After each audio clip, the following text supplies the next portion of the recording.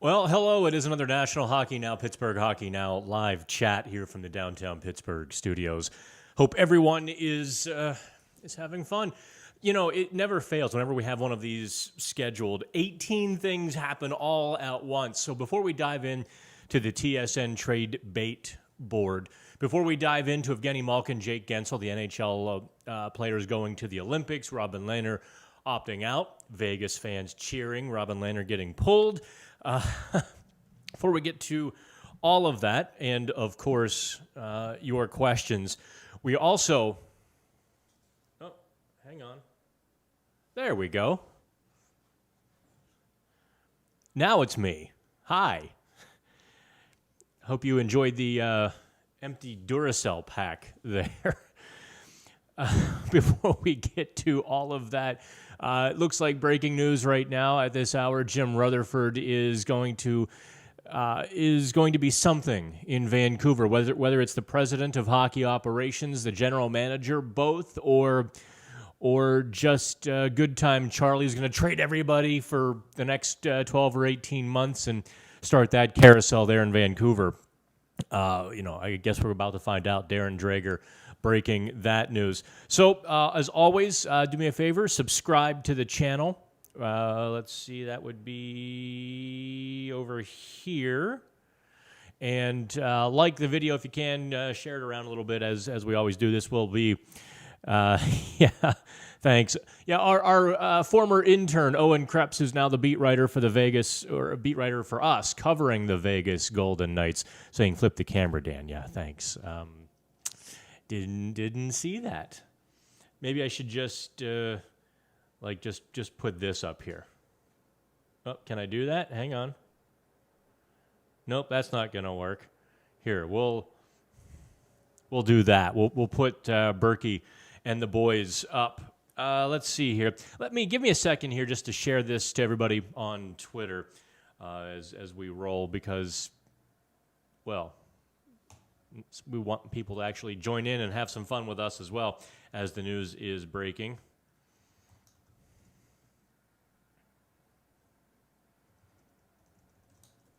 Okay, there we are on Twitter.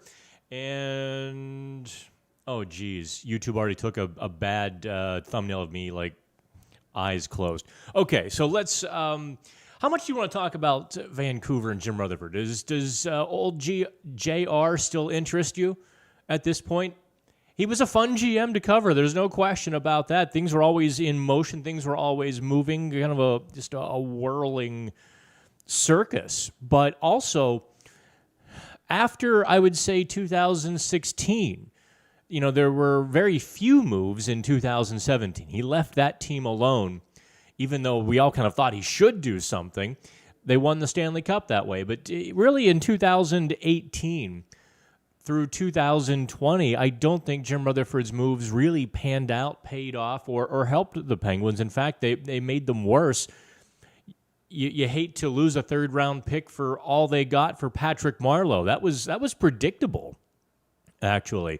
We talked about it at the moment. That was absolutely predictable how little they would get out of Marleau, and they gave up a third-round pick. Which, third round, that's a potential another potential Nathan Legare you've got in your system, or another potential. I guess Tristan Jarry was a second-round pick, and so was Teddy Bluger. But you get my drift for a team that was, looking for help.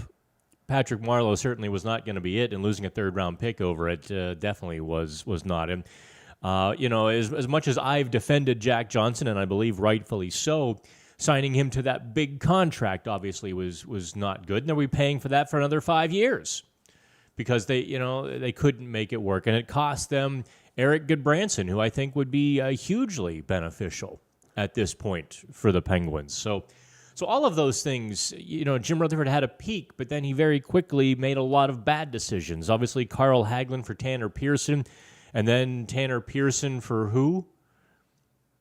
I forget who they even traded Tanner Pearson for. Forgive me. It's just that was kind of a thing. So are we still interested in Jim Rutherford? Let me hop over here onto the chat board. Oh, okay. Owen tells me that Rutherford is the interim GM. Will stay until they find another guy. Well, that's just a bit bass-ackwards, isn't it? So they're just going to rent Jim Rutherford for a couple months, which means he really can't do anything other than mind the store.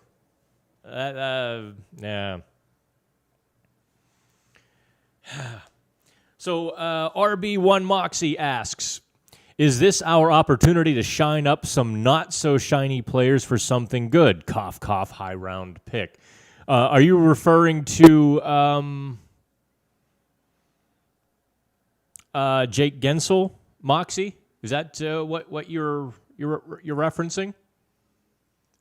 You know, kind of shine up Kasperi Kapanen or Evan Rodriguez. I'm a little lost on there. Be a little more specific for me. By the way, is the sound okay?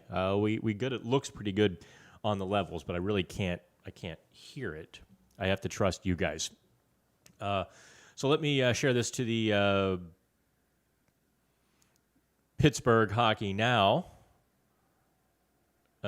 page.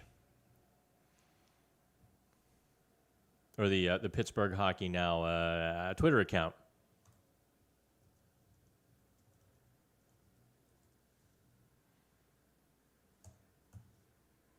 Okay. We're in the offices, and they give us free coffee, but I must confess, drinking out of a Dixie cup, and whatever they buy, you know how that McDonald's has that burnt mud coffee taste? You're like, ugh, what am I doing? Like, this is what truck stop diners must have tasted like back in the 60s. This is definitely a cup of joe, if you know what I mean. So I'm told Jim Rutherford is not a topic of conversation that you want to dive into. So, okay. We can certainly move on from that. And let's talk a little bit about the TSN trade bait list. Let me pull that up here. I'm going to go to the president and Jim Rutherford is the president and interim GM. So he's actually the president, but he's going to hold the GM duties until he finds somebody. Interesting. Will Jim Rutherford hire his longtime protege, Karmanos? Will he hire Jason Karmanos as the GM of Vancouver? Will he grab one of his, actually all of his, Jason Botterill is in Seattle. I doubt Seattle's going to let Botterill go to their division rival quite like that. I can't see them giving permission for Botterill to interview. Who else would Jim Rutherford be tied to? Ronnie Francis is obviously well employed. Billy Guerin, Tom Fitzgerald. Those guys are employed. Wouldn't it be funny? And I teased him about this a couple months ago. Might have been the preseason. Sam Ventura, the Penguins analytics guru and guy did just so much on the back end for them. I didn't think he would remember me because I had him on my radio show 93.7 The Fan a couple times, and I've very much admired his career path. So kind of hop on the elevator. I'm just standing there. He's like, "Oh, how's it going, Dan?" "Oh, cool. You remember me?" He's like, "Yeah, but I check out Pittsburgh Hockey Now once in a while." So I was like, well, "Why would you do that? That's not a good thing." But I wonder if Jim would kind of go off the beaten path. And I teased Sam about that, becoming a GM, and he's like, no. But he certainly has the brains for it. He certainly has a unique background. It would be a bit of a Theo Epstein hire. And Jim Rutherford's just the kind of guy to pull something like that and do a Theo Epstein hire. I'm rooting for you, Sam. So there's that. Let's.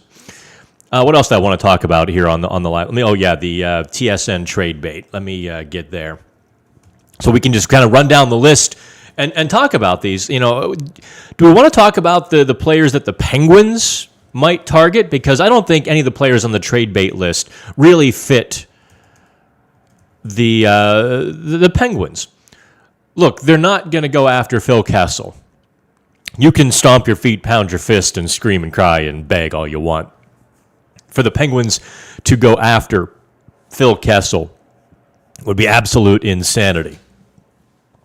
Now, here's an interesting one, though. Anton Khudobin. Khudobin is second, number 2, on the trade bait list because the Dallas Stars have 4 goalies. Ben Bishop is beginning his AHL rehab. I mean, look, his knees were thought to be shredded and shot, and he was done, but he has put in the work, and he's about, Ben Bishop is 34, maybe 35. Khudobin, also 35. And let me see if I can share the screen so we can even just talk about that instead of you just staring at me. Let's see if I can pull it off here.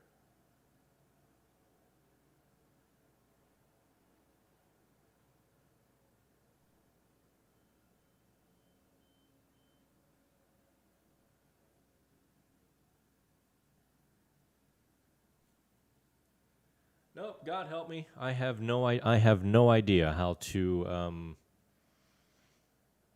share the screen. Oh, there it is.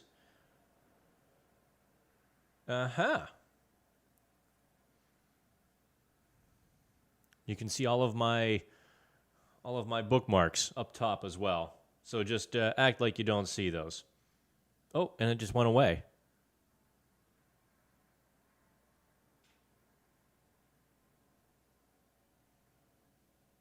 How did that happen? Let's try that again.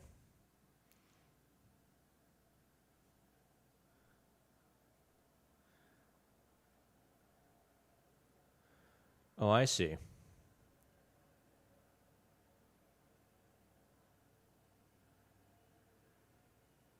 No, we don't like that. So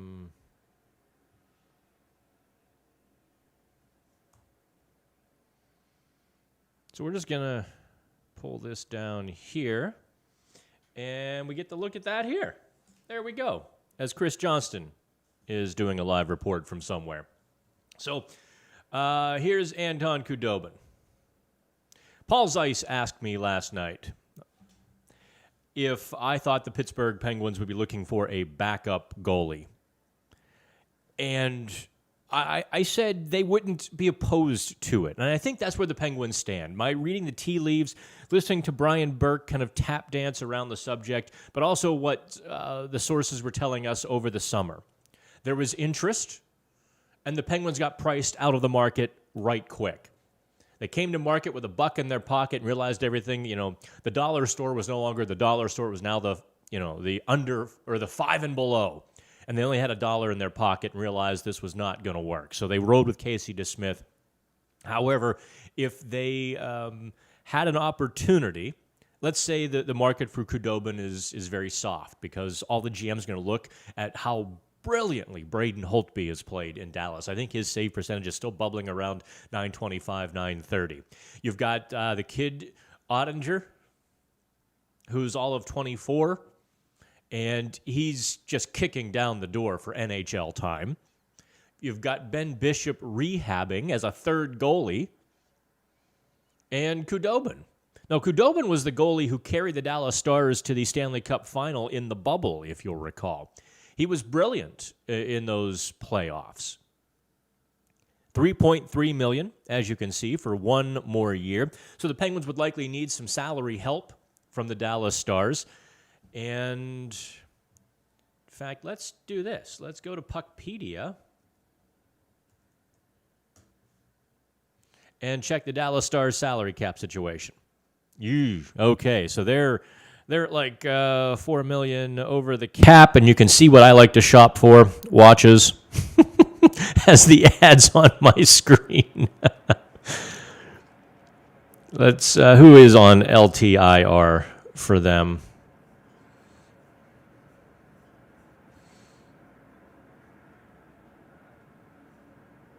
Okay, so the reality is Dallas doesn't really have any salary cap help to give, but they probably would like to recoup something for Khudobin, and I think the Penguins would be a very good fit there. He's been a backup his entire career, and maybe, just maybe, the Penguins unload a contract that they don't want to have around. Actually, I think Marcus Pettersson is proving he's worth $4 million this year. So don't go right to Petey. Jason Zucker, yeah, maybe. I mean, look, you need more than 10 points in 25 games. But he makes 5.5. So perhaps Dallas would be able to find a way to make that fit. And that would be about the only thing I could see the Penguins doing for real.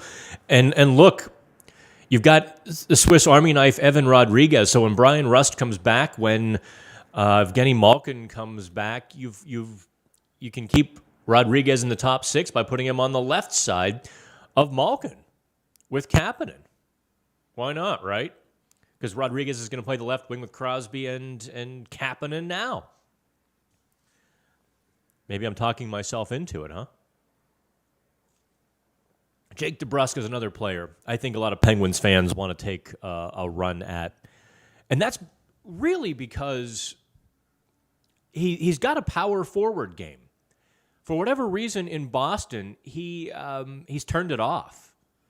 He's become a perimeter player the last couple years. He's become a guy who doesn't really want to go bang around and do the gritty, dirty work that he did when the Bruins went to the 2019 Stanley Cup Final.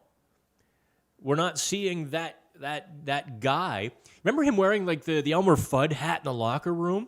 It became a thing. He's smiling, toothless. And let me see if I can find that picture for you, because this is the Jake Debrusk that I remember. Let me find it. I'm sure it's going to come up if I do the right search.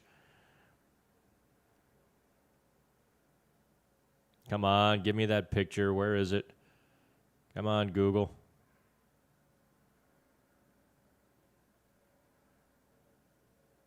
Okay, I guess I'm not gonna get it so easily.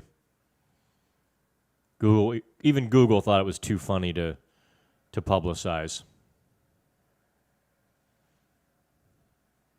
But I'll keep talking here. So Debrusk clearly needs a change of scenery, but what Boston is doing is they're using this chaos to their advantage. A dozen teams call right off the bat. So Boston realizes there's interest. Now, instead of just moving him per his request, now Boston ups the price. Now Boston says, well, we want equal value. And any GM worth his salt says, okay, I'll give you a 13th forward for him. And Boston says, no. Don Sweeney isn't entirely going to sell him at a 13th forward price, because Don Sweeney wants, that middle 6 forward or a second pairing defenseman for him. And really, what team is going to do that? Boston can't really take on more than $3.3 million of salary, which is what Debrusk makes. I'm still looking for it, by the way. It's driving me nuts. All right, let me go to Boston Hockey now and search Jake Debrusk and see if I can find it that way. Because it was in the early days of Boston Hockey now. It's going to drive me insane.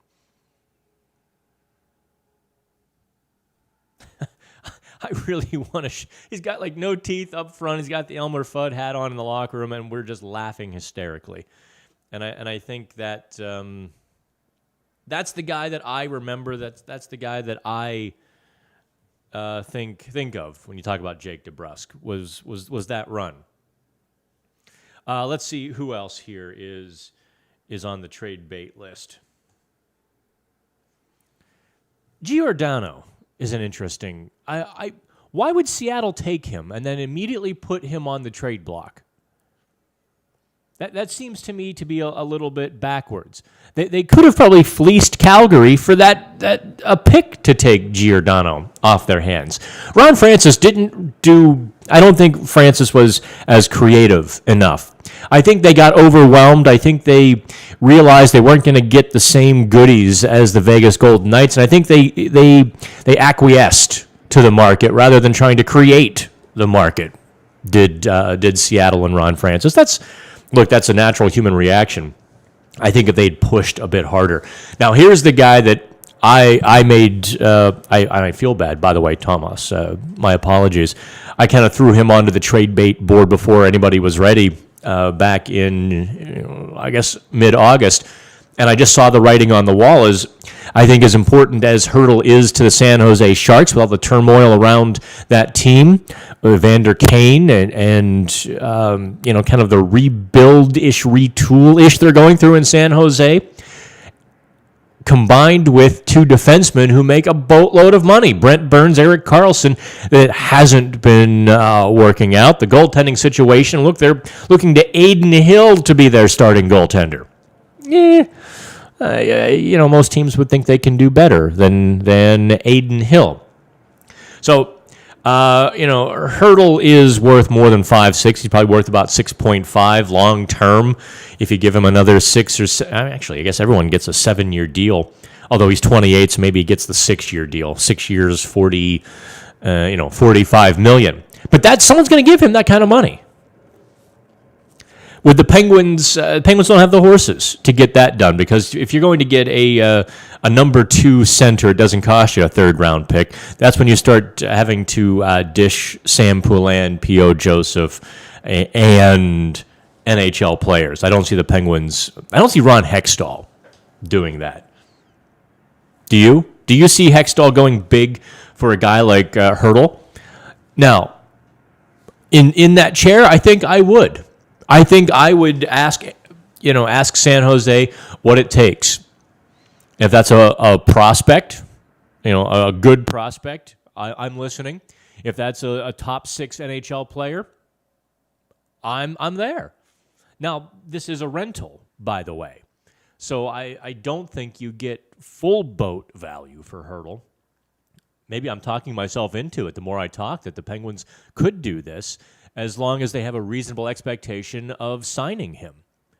And I think with Jeff Carter at 36 years old, and Carter had 2 goals against Seattle, but he's killing penalties, he's doing the dirty work. So maybe I don't want to just flippantly say his time is short. But at 36, I think the Penguins would get more honey out of that hive if they reduced his workload and let him play more in the offensive zone, less penalty killing. Then again, beggars can't be choosers, and the Penguins lineup has been so rocked that you've kind of had to. Without Brian Boyle in the lineup, that puts Jeff Carter on the PK, which actually for me is one more reason that Brian Boyle should be the 4th-line center. I haven't checked the comments in a while. Please forgive me. Let me jump back over there to the comments. Probably like 30 comments. Like, Dan, shut up. Okay. Oh, the sound is loud? Okay, well, I'll turn it down. Hang on, where's my little... Okay. Okay, what about now? Is it still loud? Oh, the Coyotes just paid their bills per ESPN, $1.3 million. How embarrassing is that? How absolutely embarrassing is that for the thing? Hey, Keith, my old Facebook buddy who used to share our stuff religiously on Pittsburgh Penguins Facebook group. Keith, appreciate you, by the way. You really kind of you were part of that bridge when we were starting out and getting moving. To really get to where we are now. And appreciate you, Keith. What are the odds the Pens become sellers rather than buyers at the trade deadline? A lot of hockey to be played yet. Keith, possible?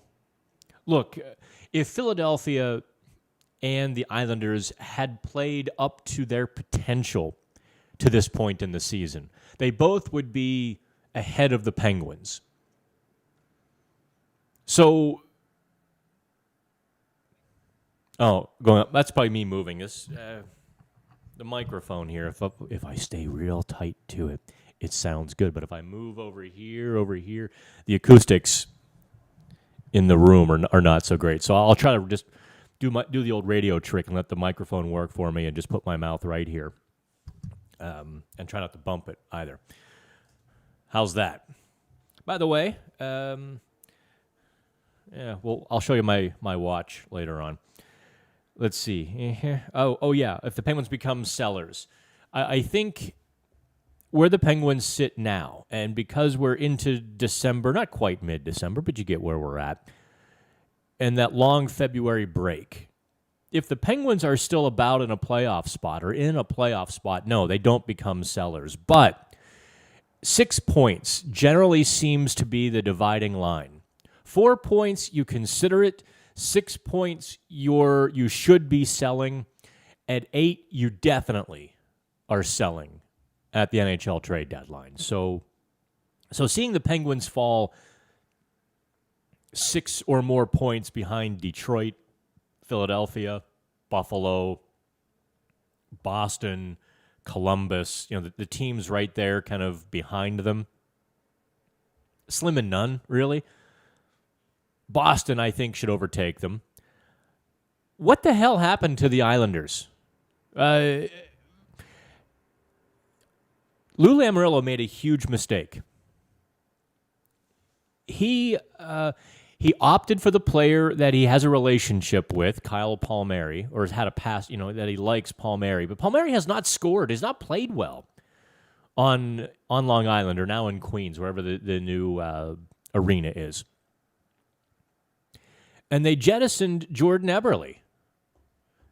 Now, Eberle, for all of his faults, just scored goals in bunches against the Islanders' rivals. The Penguins, the Capitals. He just tortured them. So they're missing that offense. Matthew Barzal's numbers this season are poo. If you laid out Matthew Barzal's numbers on center ice, he'd be that canine dog on the Flyers logo. That's unacceptable for your number one center to have so few points at this point in the season. And it just kind of points to a forlorn Islanders lineup. I think you might have to make a change from Barry Trotz there. I think you have to consider it, but Lou Lamoriello is not a guy who does that sort of thing. Okay. All right. Jacob says, I don't see Ron Hextall as a gambling man. Now all I picture is Joe Dirt, like little kid Joe Dirt dancing to Gambling Man. But could the gamble pay off to swap Zucker for Evander Kane with 50% retained and maybe a second-round pick? Let him finish the year in Pittsburgh. Jacob, I went around on that in my head. At first, I was like, yeah. And then I thought about it for a minute, and I'm like, no. Then I came back to, yeah. It really is... it's going to come down to Evander Kane. And we're starting to find out that he was married to, I have to be politically correct here, a wackadoo, an absolute wackadoodle, who is hell-bent on hurting him. We're going to skip any personal references. Think about this. Evander Kane has sole custody of his daughter. And for all of the political correctness and the equality push of this millennia, in 2021, for a man to go into court and get sole custody from a mother tells you quite a bit. So maybe Kane is not as bad as we thought. Now, don't get me wrong. His San Jose Sharks teammates wanted him gone, did not want him back. Maybe with a different life situation. Kane is a little bit of a different person. Maybe in a different hockey environment, he's a different person. But he has to kind of show that with the Barracuda. before the Penguins, I think, could consider him. I just you don't want to bring a cancer in for your last run, because there's nothing would unravel things faster than Sidney Crosby having to pop a guy in the middle of the room. Do I think JR might try right now to make some trades with Pittsburgh to get some players he acquired with the Pens? Great thinking, Eric. And who realistically would you want in Vancouver? Oh, man, Vancouver has so many pieces that you'd want to take a look at. They've got good young players. They're all under 26 in Vancouver. I think what Jim Rutherford is going to find out is that Vancouver needs some leadership there. You know, sad to say, but a guy like Jeff Carter would be what Vancouver needs. And that's a Hextall guy. Who would Jim Rutherford want from the Penguins? Well, we certainly know he likes Jason Zucker, don't we? And Zucker would be a great West Coast guy, isn't he? So let's circle him. Who else? Well, Kasperi Kapanen. But this is me thinking out loud, and this is obviously not me talking about sources or anything like that. But boy, Kapanen becomes an interesting piece for Rutherford in Vancouver, doesn't he? Because Kapanen would fit with that young youth movement. We know Kapanen has skill. We also know that maybe things aren't working out quite like everybody wants here in Pittsburgh. Oh, boy.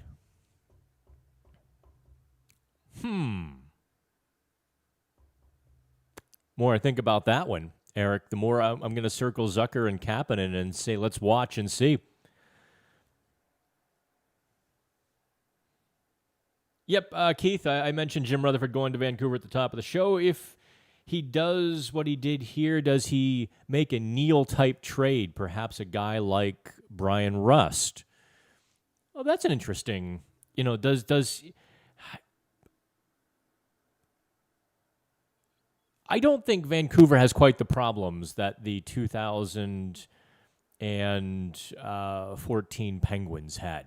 That Penguins room was rotten. It had rotted by that point. For all of the leadership qualities of Sidney Crosby, for all of the talent in that room with Letang, Malkin, Crosby, etc., things had just gone sour, and there was a petulance. There was just a lot of negative energy around that. And Rutherford brought in Hornquist because he knew Hornquist was, first of all, an antidote to that. And James Neal was one of the toxins in that. So that was a big switch. I don't think Vancouver, look, if he determines that, say, one of their top sixers, like a Brock Besser or whomever, is a toxin or not pulling his weight, then you could see that. But I don't think that's entirely the case. I just think Vancouver needs a few more complementary pieces, maybe a bit more leadership.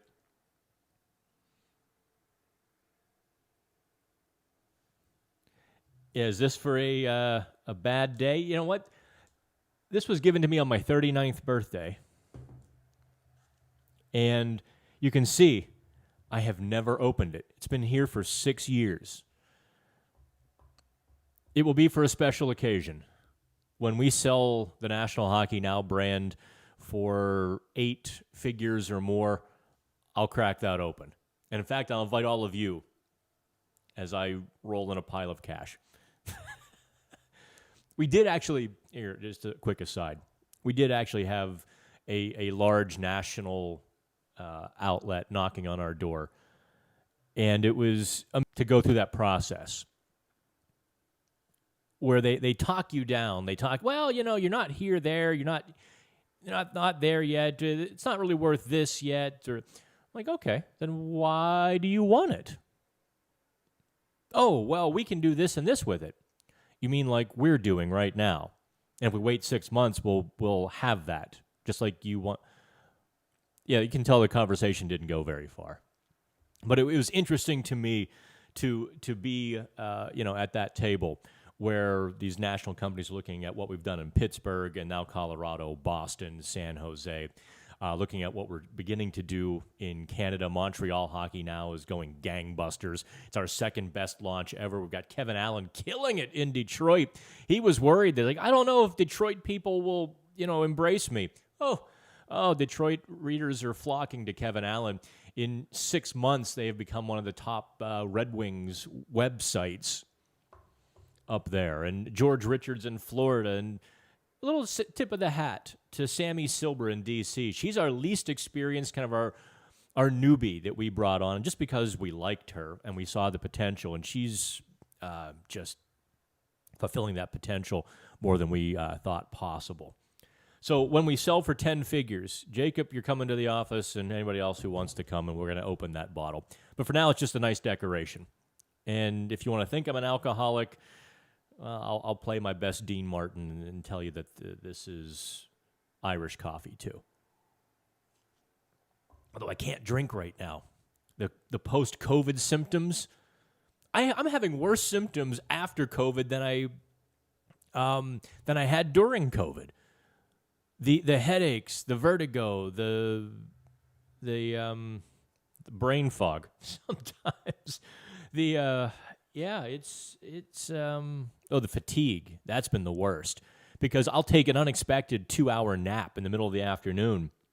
I'll be writing, and then I'll wake up 2 Law & Order episodes later and realize it's 5 o'clock, and so I have to finish the article quick, and then I don't sleep at night, and so my schedule is all just, my schedule is foobarred.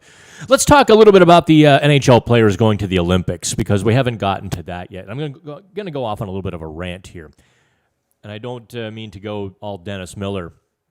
I don't mean to get off on a rant here, but when will people get a set? When will these guys at the IOC grow a set? When will the people around the world, in free countries and the rest in the Western world, stand up and say no? No to China. Why do we kowtow? Because they have 1.2 billion people, and our mega corporations are salivating to get their hooks into those people, while the Chinese government absolutely tortures them, makes them disappear. They can rape them if they're an athlete, and then make them disappear if they go public with it. When will we stop with our intellectual property being ripped off? Ever go to Wish, that website? Go ahead, go shopping on Wish. It's nothing more than a Chinese knockoff mall, from patents that have been stolen, from patents that have been infringed, and the Chinese government will not enforce international intellectual property laws. That's just, you don't keep the Olympics from a country because of knockoff items. You do keep the Olympics from a company from lying about COVID. And the scientist in the lab who tried to blow the whistle and sound the alarm in November of 2019, she disappeared. Poof, gone, without a trace. One night, at home, the next morning, not at work. No one knows a thing. No one can say a thing. Look at Twitter. Yeah, thanks, Uncle Jack. Twitter kowtowing to China and allowing the Chinese government to censor Twitter. Look at Facebook doing the same exact thing and allowing the Chinese government to find dissidents and differing political opinion, people who want to be free, by using Facebook to communicate. Chinese government can see them and find out who they are, where they are. Good job, Facebook. And a tennis player says, essentially the governor of one of their little provinces, not so little, she's raped by a Chinese Communist Party official. She disappears too. Think about that. We're going to give these people an international stage to pound their chest and show how great China is. It's all fake. They had to clean up the air 8 years ago when the Olympics were there. They had to essentially ban all traffic for the summer games so people could breathe.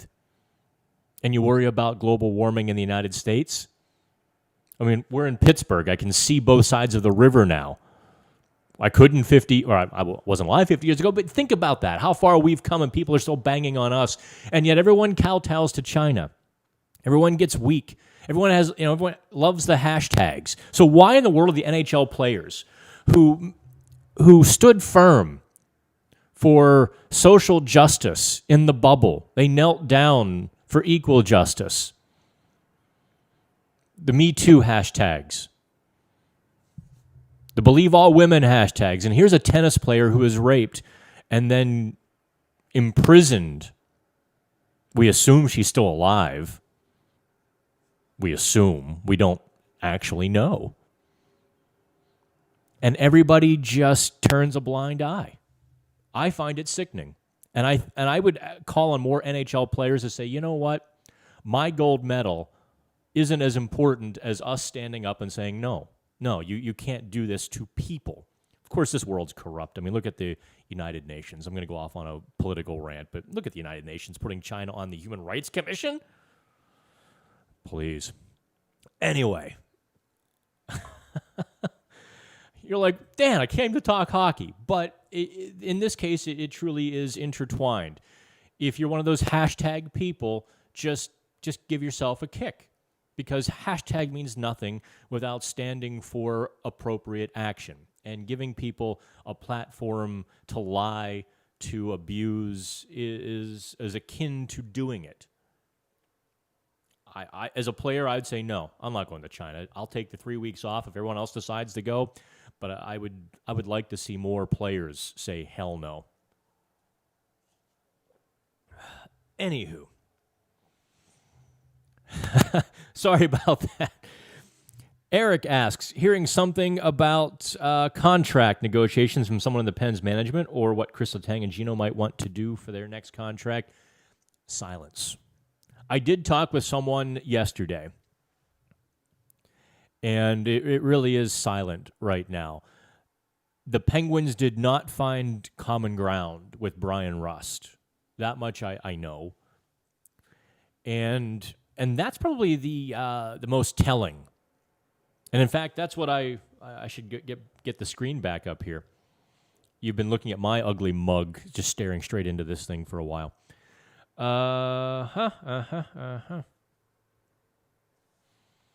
Let me let Owen know.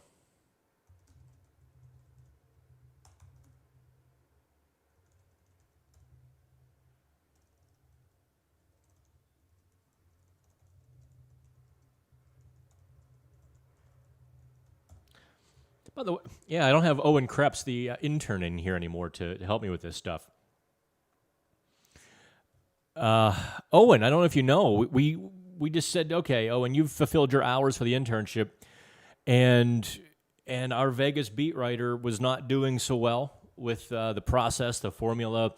That's the thing that's the price you pay when you hire somebody in their 50s. What's YouTube? You mean YouTube? And just using all of the social media resources and all of that. So when the job came available, we looked around and we're like, Owen. And he loves Vegas, the Golden Knights. Anyway, he's followed the Golden Knights closely. So we made Owen the beat writer. And we're going to move him out there just as soon as he'll let us. Okay. What was I doing? Oh, yeah, the screen. And where is it? I've written darn many stories last few days. There we go.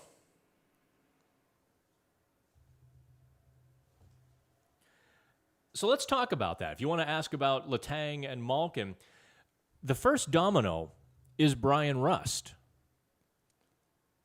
If the Penguins aren't going to re-up Brian Rust, what hope do you have that they're going to re-up Evgeny Malkin and Chris Letang? An argument can be made that, well, if they don't sign Rust, they've got Evan Rodriguez, and that's the jury is still out. Let's not anoint Rodriguez as, Facebook official just yet. I mean, he's playing brilliantly, don't get me wrong. I actually think he's kind of driving a lot of that top-line offense, but let's see how it goes over the course of a few months, not the course of a few weeks. So if they don't sign Brian Rust, it tells me that they are looking at next year as rebuild. territory. You're not going to sign a 29-year-old, 27-goal scorer. Dude's clearly worth $5.5 million. Easily. 5.5. I mean, 5 is probably too low. I'm going to put him at 5.5, 6, the way he plays the game. If Jason Zucker is worth 5.5 4 years ago, Rust is certainly worth that. And if they don't go there, I think that tells us that they're looking skeptically at the future of Genny Malkin and Chris Letang. That's how I read the tea leaves. Michael is new here. What's this channel about? Michael, glad to have you. How should we sum up this channel to newbie Michael? Hockey, more hockey. This is the National Hockey Now Network. You probably have read our stuff across the country. We're now in 15 NHL markets with credentialed beat writers. I am the originator, and proprietor. Started here in Pittsburgh. And I do these little live chats just to commune with the audience. We talk trade, we talk Penguins, we talk whatever the hell we want. And that's the channel. So you find some good highlights. We were one of the first to have the Canucks fans singing to Bruce Boudreau. How cool was that, by the way? That cracked me up. Bruce, there it is. For those of you, for those of you hockey fans who have never been to Western Canada or been a part of the hockey culture environment up there, the chants they have up there are just extraordinary. I've been to a few World Junior Championships, and some of you know I was Team USA with Team USA 15, 16 years ago, and the awesome chants that they would come up with. Here's one story. The Czechoslovakian defenseman in 2005, his name was David Tuma, T-U-M-A. Now, we were at the Ralph Engelstad Arena in Grand Forks, North Dakota, where it was minus 54 degrees outside. My God, was it cold. But on the inside, the Canadian fans would group together in the upper balcony, and they would wave their flags and paint their faces, and they would cheer and chant through like Czechoslovakia playing Sweden. And they would just have a blast all day long. So there's about 500, maybe 1,000 of them up there. And this one guy kind of became the ringleader for at least the Czechoslovakian game. And he walks down to the front row. They're having a face-off, like right beneath them in the defensive zones. They're right underneath the balcony in the circle. And the referee's getting the puck to drop. And this guy walks to the front, like to the railing of the balcony, and he yells down, "It's not a Tuma! It's not a Tuma!" And the whole place starts chanting, "It's not a Tuma." The players are losing it on the ice. Tuma is trying to keep his head down. He's cracking up as the referee's about to drop the puck. So the two centers actually have a false face-off. I'm sure it's because they were laughing. And so Tuma does a little skate. He comes over, like puts his back to the play before it starts, looks up at the fan, does one of these, puts his hand back in his glove real quick, and gets set. That's the Western Canadian hockey fans. And so when they started singing to Bruce Boudreau, that brought back those memories. It cracked me the hell up. It was awesome. What were we talking about before that? Let me get to the chat here. Eric, they can't sign Rust and Chris and Gino. Well, actually, they can, but it would require removing a couple other contracts, and that would be Jason Zucker. That would be, I don't know, Mike Matheson. That would be Marcus Pettersson. That would be John Marino. So they can do it. It's just a matter of moving other money out. And I think Brian Rust is a player for whom you would move other money, especially a Jason Zucker, because I think Rust is far more productive. So if you give away Jason Zucker for nothing, or even have to package an asset with him in order to sign Brian Rust, you most certainly do that. But I hope we answered your question, Michael. I hope we answered everyone's question. Let's get back to the. So we kind of intertwine. We are based in Pittsburgh, so most of my folks are Pittsburghers. We've got the number 5 on the trade bait list before we detour with Malkin and Penguins trade and Penguins talk. Nick Leddy in Detroit, a left side defenseman. The Penguins really don't have a need for a $5.5 million guy. And plus, with Detroit in the playoff race, in the wild card chase, right behind the Penguins with several games in hand, well, I don't see them giving up Nick Leddy. Do you? Vitaly Kravtsov. That would be a very interesting one because he's back in the KHL. Could Evgeny Malkin pick up the phone and get that ball rolling? Would the Rangers let the Penguins have him for really what his market value is, which is about nothing? Kevin Fiala in Minnesota, he's struggling. Certainly, actually, as I think about this, Billy Guerin and Jim Rutherford hooking up for Kevin Fiala. Kevin Fiala going to Vancouver. And one of the struggling Canucks going to Minnesota. That seems to make some sense, doesn't it? Get those two old friends working. Phil Kessel, I know you want him. No. Bad fans. You can't have him. No Phil Kessel until after dinner. And, of course, Evander Kane, which we talked about at the top of the show. If Kane can prove that he's not such a bad guy, and at this point, let's not kid ourselves. The bar has been set so low for him that's where it is. He has to prove he's not a bad guy. He doesn't even have to be a great guy. He has to prove he's not a bad guy. And then teams will start calling. And boy, would Evander Kane be an upgrade for the Penguins. I have to think that Kasperi Kapanen, there's a hell of a hockey player in there. And I don't know why the Penguins and Mike Sullivan can't extract it. I mean, they're like pulling teeth, and it's just going sideways for Kapanen. Very much, this is literally the exact same thing that happened to him in Toronto with Mike Babcock, where he scores 20 goals in effectively his first full NHL season. The sky is the limit. Toronto's talking about this guy being a top 6 guy for a decade, and the next season he follows it up with 13 goals and play, third and fourth line duty. Exactly what he's doing with the Penguins. So, some guys are just like that. Maybe Kapanen is the second coming of Alexei Kovalev, who it's going to take a line mate to unlock him, and then away he goes. Maybe Malkin is that line mate that unlocks him. That could be the biggest effect of Evgeny Malkin.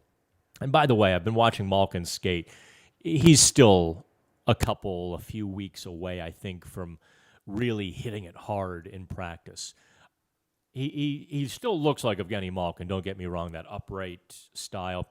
But I don't see him at 100% just yet. Maybe he's not pushing it 100%, but I feel like there's just a hair of a difference from current Malkin to the Malkin that we have seen. Minnesota looking for a center? Well, Vancouver has a center or two, do they not? Well, he's not special. Okay, so what else do you Yins want to talk about? I see that, while this channel, the NHN channel is new, I know I flipped over from the Pittsburgh Sports Now, and I love those guys. They are doing great work, but I wanted to control the channel with hockey content and only hockey content, so we started the National Hockey thing. And how long have I been going? 53 minutes?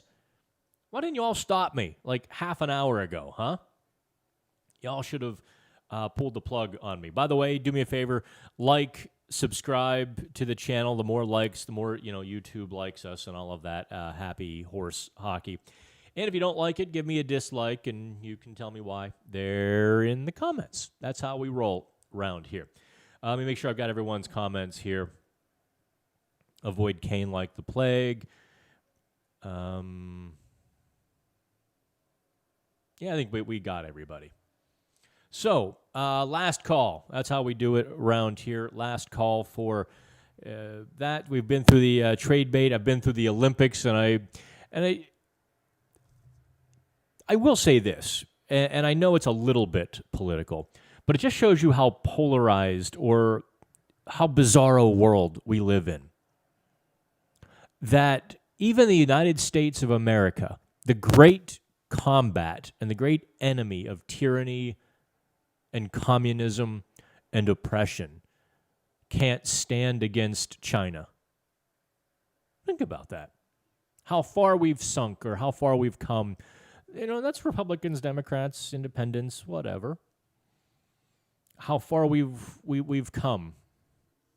That we aren't digging in our heels and saying hell no to to the Communist Party, which is clearly having a corrosive effect upon the world. And there will be consequences, mark my words. There'll be huge consequences to our inaction, to our appeasement. My son, joining the Navy in a few months. You can tell father's not entirely proud because anyway, we're not getting into that. I think he's making a huge mistake. I think he's going down the wrong path, but I worry about him on an aircraft carrier between China mainland and Taiwan. That's just one of my worries. You've seen my grandson, my floppy-haired, smiley grandson. I don't want my son to be on an aircraft carrier between China and Taiwan in a year with his son back somewhere in Norfolk. That's my worst case scenario. Anywho, I think we're about done. Let me check for the last call. Comments? When will the next NHN chat be? Jacob, I'd love to tell you. I do these when I have the energy and we have a day. So I like to do them on Wednesdays and Thursdays, and I like to do them around 1 o'clock. But the Penguins practice schedule and the Penguins schedule is always a little bit iffy as well. So just do me a favor, subscribe, and you'll get notified about an hour beforehand. You can hop over and join us, and we'll do it again at some point next week. And if I have to do it in the evening, I'll set up shop on my dining room table as I've been doing. In fact, we'll do that on Friday night after the Washington Capitals game. We'll do a live Penguins post game from there. In fact, I might be in D.C. doing a live post game. I'll have to talk with Sammy down in D.C. and maybe head down tomorrow morning. But that's it for me. Oh, I didn't. Yeah, I'll show you my watch some other time. I will thank Gabriel and Sons Jeweler in the Ross Park Mall. I was actually the first person to buy this brand. They just it's a Swiss brand coming to the U.S., and I was the first person to buy one because I'm a trendsetter. I just fell in love with it though. So give them a little shout. They didn't pay me. Don't worry. They didn't even give me an extra discount. But I do love the watch. All right, have fun, kids. We'll do this.